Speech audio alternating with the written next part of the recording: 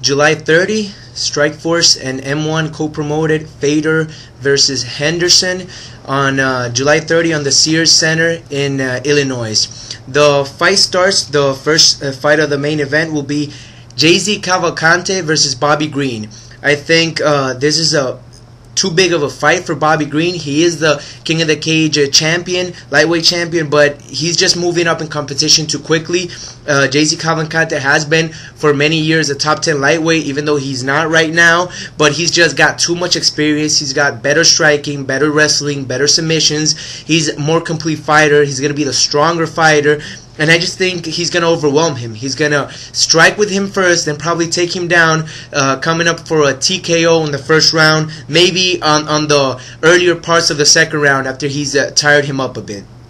The next fight of the night will be Tarek Saffiedine versus Scott Smith. Saffiedine is the Belgian fighter who's just a pleasure to watch. He's got amazing striking, and because he's training with Team Quest, he's gotten great wrestling, especially the takedown defense he has displayed against even great wrestlers like Tyron Woodley and others. I mean, Scott Smith has his hands full on this one. He's got to have bigger power, but Tarek Saffiedine definitely has a more diverse, more technical striking, better kicks, better all-around movement, better feet positioning, and I just think Scott Smith has to land that one big home run hitter that he is known to hit, and he has done it many times before, but I'm not sure that he's going to be able to do it against Saffiedine. Scott Smith is in a very bad position, though, because he has lost 2 in a row. He's probably in a must-win situation. He's trying to get his name out there in the welterweight division, which is a pretty stacked division right now, especially with the champion Diaz going to the UFC for his next fight, for his fight against Georges St. Pierre. So the road to the championship in Strikeforce is pretty open if he wins this fight against a respectable fighter as Saffiedine. I don't think he'll be able to, and I think he'll lose a unanimous decision to Tarek Saffiedine. The next fight of the night will be Paul Daley versus Tyron Woodley. Tyron Woodley right now is undefeated. He is the best prospect in MMA. In my opinion, he's got amazing wrestling, great cardio. His striking is still developing, but he's got pretty good striking. And he's facing a great challenger in Paul Daley. He was the former #1 contender for the belt. He just lost against Diaz in Strikeforce. But it was a great fight. He even dropped Diaz a couple of times.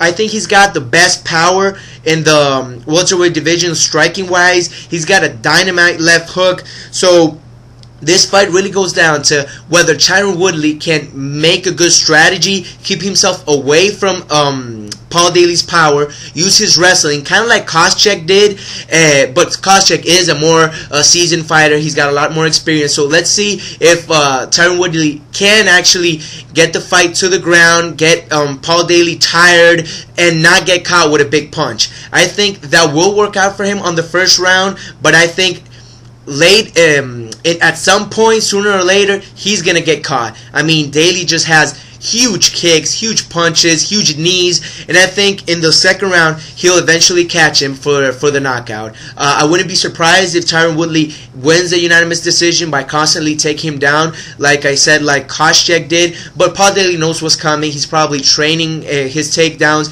and he's just gonna throw bricks at him. So sooner or later he'll catch him and fold him. The next fight of the night is Tim Kennedy versus Robbie Lawler. It's a very interesting fight considering that Kennedy probably can have the next shot at the title. They gave it to Luke Rockhold. He is undefeated, but Kennedy's a way better fighter, more complete, more experienced. And he actually asked for the fight against Robbie Lawler, even though Lawler just lost his most recent fight, even though it was against Hakare, who's the current champion.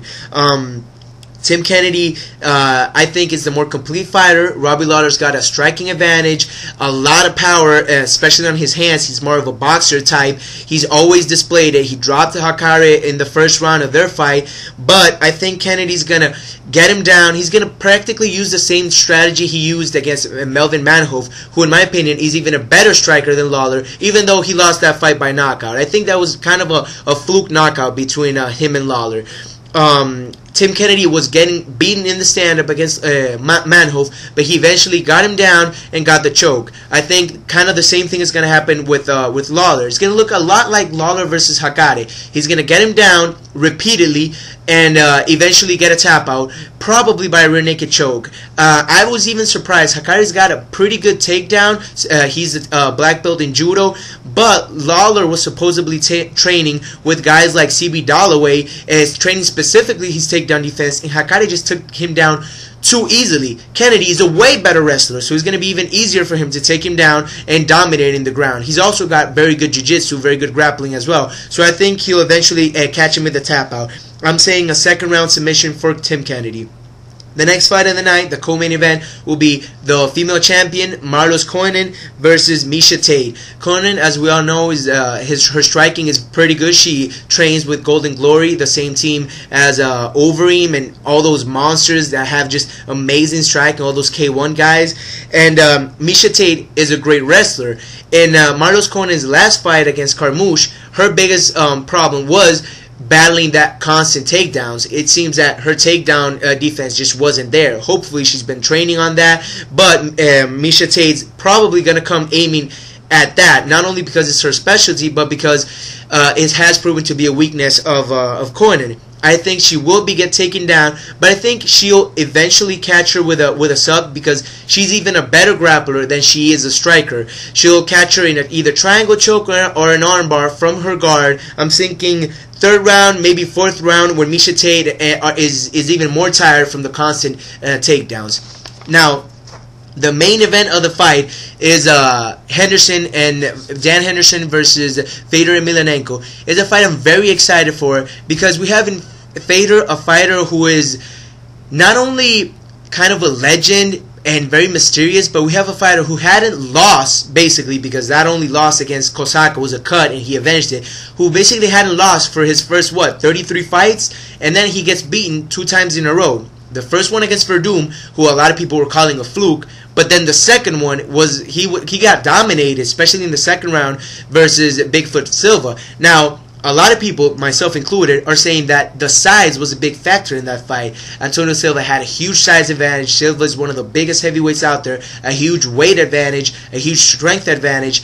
And this fight is at a catch weight of 220. So, for a change, he'll probably be the bigger fighter. Henderson has fought in middleweight, so he'll probably come either at 205 or even less, but he'll probably won't come even near the 220 mark. So it's probably fair to say that Henderson will have a strength advantage. Now, Henderson's best chance in this fight will be his submissions, which he hasn't been using a lot lately. Lately, he's been striking a lot, as he proved against Orlovsky, against Rogers, even against Verdum, because when they were striking, it was Verdum who flopped to his back. Against Silva, he didn't go for any takedowns either. But if he goes for a takedown against Henderson, I think that's his best chance, considering that Henderson has been tapped out before by the Nogueira brothers, by Anderson Silva most recently, and strike with him, there's a big risk. Fedor does pack a lot of power and he's very quick, but Henderson's got that big H-bomb in his right hand that has folded guys like Babalu, like Cavalcante. That right hand was the reason that he actually became the champion, because he was knocking out everybody in his way in Strikeforce. So I think the sure way of going for it would be Fedor getting a takedown. I also don't see Henderson going for a lot of takedowns, because Fedor has proven to have good takedown defense, and even if he does get taken down, when you're in Fedor's guard, you're in deep trouble anyways.